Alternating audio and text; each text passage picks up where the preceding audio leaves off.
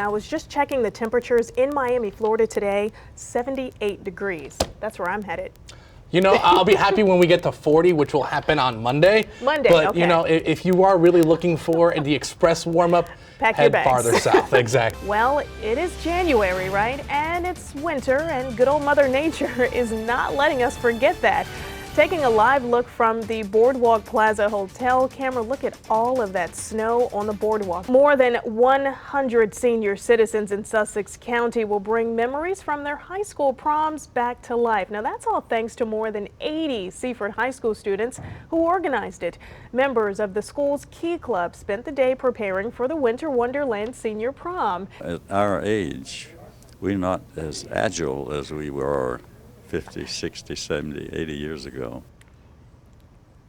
And I'm sure he still has it. The high school's Key Club held several fundraisers to sponsor the senior prom, and members say it's their way of giving back to seniors in Sussex County. Salisbury is about to get a makeover. City leaders hope to draw more people and businesses to the area by redesigning it. I'm not sure if I'm ready to bring out that brush and start, clearing off my car of snow again. It's not going to be that much snow, Karen. It was 50 years ago today that the Beatles made their American debut on the Ed Sullivan Show, and tonight is their tribute. I remember the Ed Sullivan Show because we were in America and it was huge in our heads, in our mind, in our souls. In our career, you cannot plan. 73 million Americans watched the Ed Sullivan Show that Sunday night, more than a third of all Americans, and one of the biggest U.S. TV audiences ever. And one Delmarva man says he's more than your average Beatles fan. Rick Garner says he saw the Beatles' historic performance on the Ed Sullivan Show, and he's been collecting Beatles records for more than 30 years.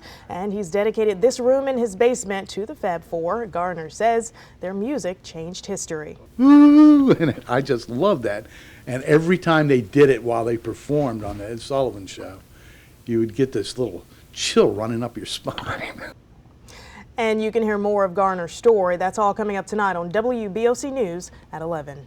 Esquire magazine writes the Holy Roman Emperor really does have new clothes, and they reflect the people's Pope. And you were saying he's really nice and he's well tailored. He always looks good, that man. Move over Brad Pitt. Absolutely.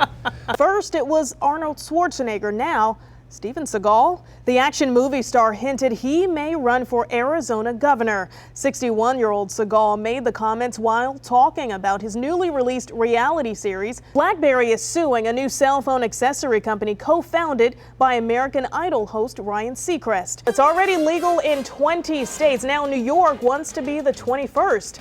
Find out how Governor Andrew Cuomo plans to use his administrative powers to pass a controversial issue. Paying it forward, local churches opening doors for the homeless in Wicomico County.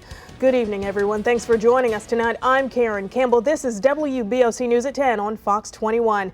If you think it's cold out now, just wait.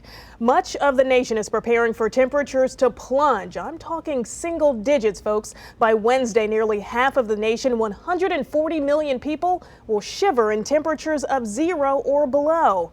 Over in New York, many passengers are still stranded at JFK Airport. Just this morning, a regional Delta flight from Toronto that came into the airport skidded off the runway into a snowbank. Now, none of the 32 passengers on board were reported injured. This winter weather is already responsible for 13 deaths in the past week. And the Red Cross is warning people to be prepared.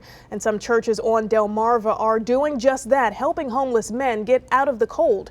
Church leaders in Wicomico County will be opening their doors to those in need for the next 3 months. As WBOC's Makia Turner reports, a new project is underway that many say has been needed for a long time. The Community Emergency Project kicked off Friday and it runs through March 28th.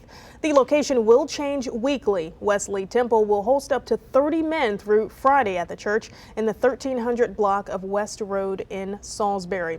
Now, for a full list of locations in the weeks to come, you can get it now on WBOC.com. One man is dead after a fiery crash east of Millsboro involving a tractor trailer and a car. State police say the crash happened around 8 a.m. today. Investigators say the man was driving westbound when he reportedly lost control on the icy roadway. The car crossed the center dividing line and was hit by a tractor trailer. Troopers say the driver was trapped in his car. The driver of the tractor trailer tried to put out the flames with an extinguisher. Now, state police have not released the identity of the man who died today in Millsboro. Well, you may recall last summer a massive fire broke out in the Salvation Army's thrift store in Dorchester County. The fire caused more than $500,000 in damages, forcing the charity to find a new home in Cambridge. Well, that's finally happened, and people, they're excited about it.